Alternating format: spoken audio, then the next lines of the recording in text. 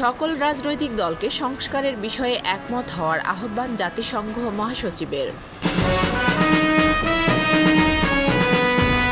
অ্যাপের মাধ্যমে আসা নারী নির্যাতনের অভিযোগ এফআইআর হিসাবে গণ্য হবে বলে জানিয়েছেন ডিএমপি কমিশনার।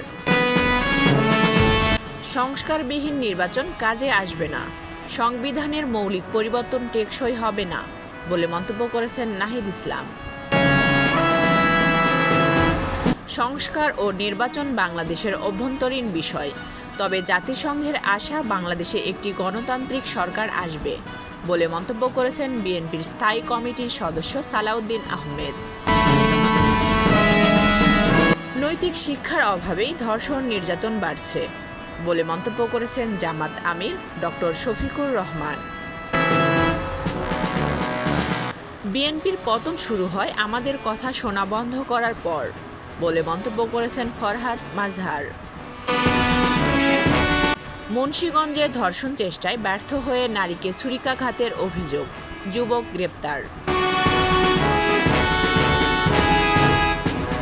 জাতিসংঘ মহাসচিব সংস্কার নিয়ে কথা বলেননি বলে মন্তব্য করেছেন মির্জা ফখরুল ইসলাম।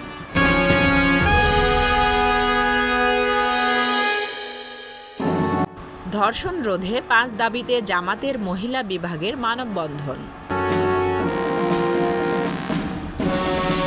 29 লক্ষ টাকার জাল নোট ও জাল নোট তৈরির বিভিন্ন সরঞ্জাম সহ চক্রের অন্যতম হোতা সুমন সহ 3 জনকে গ্রেপ্তার করেছে পুলিশ।